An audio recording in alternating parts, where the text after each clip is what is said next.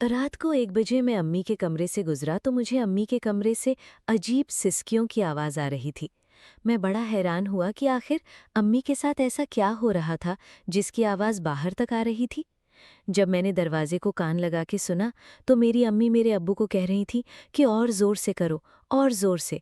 मैंने इधर-उधर देखा कि कोई सुराग ढूंढ लूं ताकि मैं अंदर का मंजर देख सकूं। जब मैंने अपनी खिड़की को हाथ लगाया तो खिड़की खुली हुई थी। मैंने जब आहिस्ता से खिड़की खोली और अंदर का मंजर देखा तो मेरे अब्बू ने मेरी अम्मी को बालों से पकड़ा हुआ था और गाड़ी को फुल स्पीड में रेस दी हुई थी। ये मंजर देख के तो मुझसे कंट्रोल नहीं हो रहा था। मेरा दिल कह रहा था कि अभी अब्बू की जगह अम्मी को मैं। मेरा नाम शाहज़ैन है और मैं 20 साल का हूँ। कम उम्र में मुझे सारी बातों की समझ आ गई थी। जब एक रात मैं पानी पीने के लिए उठा तो अम्मी अब्बू को मैंने देख लिया था। जब मैंने मुझे नहीं देखना चाहिए था, जिसके बाद अब मुझे इस चीज़ की आदत हो गई थी और ये सब को देखकर मेरा दिल ज़ोर-ज़ोर से दुखता था। ये सब देखने के बाद अब तो जैसे मुझे नींद भी ना आती थी। मैं हर वक्त इंतज़ार करता रहता कि कब अब्बू अम्मी के पास जाकर सारा कुछ करें और मैं इन्हें देखकर अब चलते-फिरते मैं अम्मी के वजूद का जायज़ा लेता रहता। अम्मी पर मेरा दिल आ चुका था। अब मैं भी अम्मी के साथ वही सब कुछ करना चाहता था, जो अब्बू उसके साथ करते आ रहे थे। अब्बू की उम्र अब बढ़ने लगी थी और वो काफ़ी हद तक थकावट का शिकार भी रहने लगे थे। मैं देख रहा था कि अब अब्बी चिड़चिड़ी सी रहने लगी हैं और अब्बू इनको ठीक से खुश नहीं कर पाते। मैं अब एक जवान वजूद रखता था। मेरा वजूद बहुत सख्त और तवाना था। मैं अब्बू से ज़्यादा खूबसूरत भी था। मैं देखता था कि अम्मी मुझे किस कदर हसद भरी निगाहों से देखती है। क्योंकि मेरी अम्मी की शादी भी कम उम्र में ही हुई थी और उसके बाद फौरन ही मैं पैदा हो गया था, तो कोई भी मुझे अम्मी का बेटा ना समझता था। मैं जब भी अम्मी के साथ बैठा होता, अगर कोई अनजान देख लेता तो वो हरगिज़ यकीन ना करता कि मैं अम्मी का बेटा हूँ, क्योंकि अम्मी और मैं दिखने में एक ही जितने नज़र आते थे। मगर अब जो मेरी नज़रें अम्मी पर थीं वो मुझे बहुत बेचैन कर रही थी और मैं जल्द से जल्द अम्मी को हासिल करना चाहता था। एक दिन अम्मी एक कज़िन की शादी थी। अम्मी वहाँ जाने के लिए तैयार हो रही थी। अम्मी ने सुर्ख रंग का जोड़ा पहन रखा था जिसमें वो गज़ब लग रही थी। अम्मी इतने अरसे बाद बहुत अच्छी तरह तैयार हुई थी और खुद को वक्त दिया था। अभी जाने में थोड़ा वक्त बाकी था। मैं मोबाइल के बहाने वहीं सोफे पर बैठा हुआ था। मैं तैयार होकर आ गया था और मुझे अम्मी और अब्बू के साथ शादी में जाना था, मगर मैं पानी पाने से बार-बार अम्मी को देख रहा था। फिर अम्मी गले में एक लॉकेट पहन रही थीं जिससे बंद नहीं हो रहा था। मैं फौरन उठा और कहा, लाएं मैं बंद कर देता हूँ। अम्मी मेरी इस बात पर बहुत खुश हुईं और कहने लगीं कि अब तुम्हें भी औरतों के काम करने आ गए हैं। क्या तुम्हारी बीवी के तो मज़े होंगे, क्योंकि इसका शौहर पहले ही सब कुछ सीख चुका है। तो मैं अम्मी से कहने लगा कि अम्मी, आपने मेरे गुण देखे ही कहाँ हैं। मैं हर चीज़ सीख चुका हूँ, चाहे तो खुद पर भी आजमा लें। अब मैं वो बच्चा नहीं रहा जिसको आपने अपने हाथों से खाने खिलाया करती थी। मैं हर चीज़ की समझ-बूझ और परख रखता हूँ। अम्मी शीशे मुझे बहुत गौर से देखने लगी। मैं भी शादी के लिए अच्छी तरह तैयार हुआ था। मेरा इतना सब कुछ कहना था कि अम्मी बिल्कुल खामोशी से मुझे देखने लगी। फिर मैंने भी नज़र इधर-उधर घुमा ली और अम्मी से नज़र चुराने लगा, क्योंकि अभी मुझे इतनी हिम्मत नहीं थी कि मैं डायरेक्ट ही अम्मी से सब कुछ कह सकूं। थोड़ी देर बाद अब्बू ने गाड़ी का हॉर्न बजाया तो अम्मी और मैं बाहर की तरफ आ गए। मैंने गाड़ी का शीशा अपनी तरफ मोड़ा हुआ था। अब्बू गाड़ी चला रहे थे, जबकि अम्मी बैक सीट पर बैठी हुई थी। मैं मुसलसल शीशे में अम्मी को ही देख रहा था। अम्मी मेरी हरकत नोट कर चुकी थी, मगर वो कुछ भी बोल ना रही थी। शादी का फंक्शन अटेंड हुआ। रात देर हम लोग घर आ गए। अब्बू आकर ही सो चुके थे। मैं बाहर सहन में कानों में ईयरफोन लगाकर फ़ोन में गाने सुन रहा था और वॉक कर रहा था। तभी अचानक अम्मी बाहर आईं और मुझे इस तरह देखकर हैरान हुई और कहने लगी, सलमान, अभी तक तुम सोई नहीं हो? इस वक्त तक क्यों जाग रहे हो? फिर मैंने अम्मी से कहने लगा, अम्मी क्या करूं, मेरे वजूद में एक ऐसी बेचैनी दौड़ रही है जो मुझे सोने ही नहीं दे रही। अम्मी ने चौंक कर मेरी तरफ देखा और हंस पड़ी। कहने लगी, अच्छा जी, कि कौन सी बेचैनी ने मेरे बेटे को जगा रखा है, मुझे भी ज़रा पता चले। तो मैं अम्मी से कहने लगा कि आप और अब्बू दोनों मज़े लेकर सो जाते हो, मैं सारी रात तड़पता रहता हूँ। अम्मी ने इतनी खुली ढुली बात सुनकर मुझे हैरानगी से देखा। फिर कहने लगी, अच्छा, तो अब मेरे बेटे को एक अदद बीवी चाहिए? फिर मैं बीवी से कहने लगा, ना बाबा ना, इतनी उम्र में मुझे इन झमेलों में नहीं पड़ना। तो अम्मी कहने लगी, फिर क्या बात है और क्या कहना चाहते हो तुम, ज़रा खुलकर कहो। मैंने अम्मी से कहा, मुझे ज़रा चाय बना कर दें, मुझे सर में बहुत दर्द है।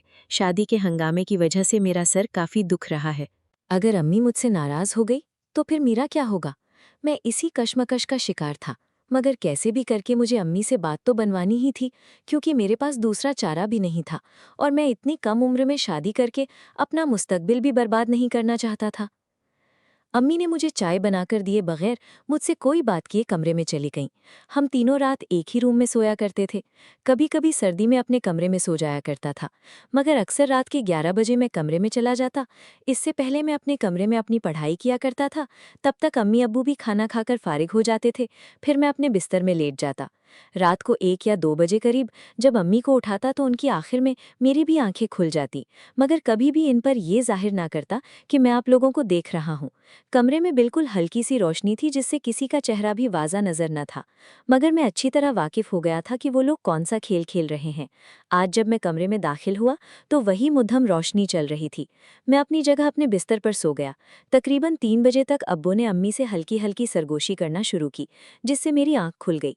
अब मैं इन दोनों को कंबल से आंखें बाहर निकालकर देखने लगा। सारा मंजर मेरी आंखों के सामने किसी फिल्म की तरह चल रहा था।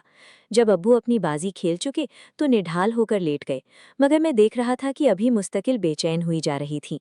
शायद इनकी ज़रूरत अभी पूरी न हुई थी। वही इधर उधर करवटें बदल रही थी। मेरा जी चाह रहा था कि अभी उठकर इनके साथ ही लग जाऊं, मगर अब्बू के होते हुए ये सब मुमकिन नहीं था। यहाँ मैं तड़पता हुआ लेट गया, वहां पर अम्मी। फिर न जाने रात के किस पहर मेरी आंख लग गई और मैं सो गया। अगली सुबह मेरी आंख कुछ देर से खुली थी। अगले दिन इतवार का दिन था, इसलिए अम्मी ने मुझे और अब्बू दोनों को ना उठाया था। 10 बजे नाश्ता तैयार करके हम दोनों को उठाने आई। जब मैं बाहर आया तो अम्मी के सारे बाल गीले थे। उन्होंने टॉवल लपेटा हुआ था, बल्कि ऐसे ही अपने बालों को खुला छोड़ा हुआ था। इनके बालों से गिरता पानी इन्हीं के कपड़ों पर गिर रहा था, जो कपड़ों को भी गीला कर रहा था, जिससे अब सारा नज़ारा साफ दिखाई दे रहा था। अम्मी की मेरी तरफ पुश थी। मैं बहुत गौर से इन्हें देखे जा रहा था। तब अचानक अम्मी पलटी तो मैंने फौरन अपनी नज़रें झुका ली और ऑमलेट पराठा खाने लगा। नाश्ता करने के बाद अम्मी से कहने लगा, जो मैं तुमसे काम बोला था वो तुमने किया? तो अम्मी मायूसी से इनकी तरफ देखने लगी और कहने लगी, मैं इतने दिन किस तरह आपके बगैर रह सकती हूँ? फिर भी मैं इनसे पूछने लगा कि अम्मू अब्बू कहाँ जा रहे हैं, तो अम्मी ने बताया कि तुम्हारे अब्बू लाहौर जा रहे हैं, ऑफिस के कुछ ज़रूरी काम से, 1 हफ्ते के लिए, फिर अगले इतवार को ही वापस आना है। तो मैं खामोश हो गया। अम्मी ने अब्बू का बैग तैयार किया। कपड़े इन्होंने पहले ही इस्त्री करके रख दिए थे। ज़रूरत का सामान भी इनके बैग में डाला। तभी अब्बू ने मुझे कहा, मुझे स्टेशन तक छोड़ कर आओ। मैं खुशी खुशी उठा और दिल ही दिल में सोचने लगा कि अब मेरी बारी आ ही गई, जिसका मुझे इंतज़ार था। अब वो वक्त मैं अपनी आंखों के सामने देख रहा था। अम्मी काफ़ी अफसुर्दा थी, क्योंकि अम्मी एक रात भी अब्बू के बगैर ना गुजार सकती थी। फिर मैं अब्बू को छोड़कर वापस आ गया, तो अम्मी घर की सफाई सताई में मशरूफ़ थीं। मैं अम्मी के करीब आकर बैठ गया और कहने लगा, अम्मी आप मायूस ना हो, मैं हूं ना? तो अम्मी कहने लगी, हाँ तुम तो हो, मगर तुम्हारे बाप की जगह कौन ले सकता है? फिर मैंने आहिस्ता से कहा, अम्मी आपको बला है ना, मैं हूं ना, मैं सब संभाल लूंगा। अम्मी ने जैसी मेरी बात अभी भी न समझी थी। सारा दिन यूं ही गुजर गया और पता ही नहीं चला। मैं शाम को दोस्तों के साथ बाहर निकल गया और डिनर बाहर ही किया। अम्मी को मैं पहले से बताकर गया था कि इतवार के दिन मेरे दोस्त फारिग होते हैं, मैं इनके साथ बाहर ही खाना खाऊंगा। अम्मी ने मुझे कुछ पैसे दे दिए, फिर मैं बाहर चला गया। अब जब रात 11 बजे मैं वापस आया तो अम्मी बाहर के सहन चारपाई पर लेटी हुई थीं। वो बिल्कुल बेखबर थीं कि घर में मैं दाखिल हो गया हूँ, क्योंकि घर के बाहर ही दरवाजे की एक चाबी मेरे पास भी थी।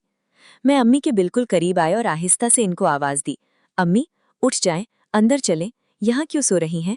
अम्मी फौरन बैठी और पूछने लगी, तुम कब आए सलमान? तो मैंने इनसे कहा, मैं अभी आया हूँ। फिर हम दोनों कमरे में चले गए। अम्मी बिस्तर पर लेट गई तो मैं अम्मी से कहने लगा, अम्मी आज रात मैं आपके साथ अब्बू की जगह पर सोना चाहता हूँ। और अम्मी मुझे हैरत से देखने लगी और मुस्कुरा दी। फिर मैंने अम्मी से साफ साफ कह दिया, अम्मी मैं हर रात आप दोनों को सब कुछ करते हुए देखता हूँ। मेरे वजूद में अजीब सी बेचैनी है, मैं इसको मिटाना चाहता हूँ। अगर आपकी इजाज़त हो तो। अम्मी को शायद इस वक्त बहुत ज़्यादा ज़रूरत थी। अम्मी जितनी आसानी से मान गई, मैंने सोचा भी नहीं था। फिर मैं इनके साथ शुरू हो गया। फिर अम्मी कहने लगी कि मैंने आज तक ज़िंदगी में ऐसा कभी भी हासिल नहीं किया। मैंने कहा, अम्मी वो तो ठीक है, लेकिन कल अब्बू वापस आ रहे हैं तो हम दोबारा काम कब करेंगे? मेरी अम्मी कहने लगी, शाज़न कल की कल देखेंगे। मैंने कहा, नहीं अम्मी हमें आज ही प्लान करना होगा। मेरी अम्मी कहने लगी, मेरे दिमाग में एक तरकीब है, अगर तुम मेरा साथ दो तो। मैंने कहा, वो क्या? मेरी अम्मी कहने लगी, जब तुम्हारे अब्बू आज मैं इनको बोलूं कि मैं अपनी अम्मी के घर पंजाब जा रही हूं, असल में नानू का घर ही मेरी खाला के छोटे से घर में था, तुम्हारे पंजाब जाने की इजाज़त दे देंगे। नेक्स्ट पार्ट के लिए चैनल को लाजमी सब्सक्राइब करें। शुक्रिया।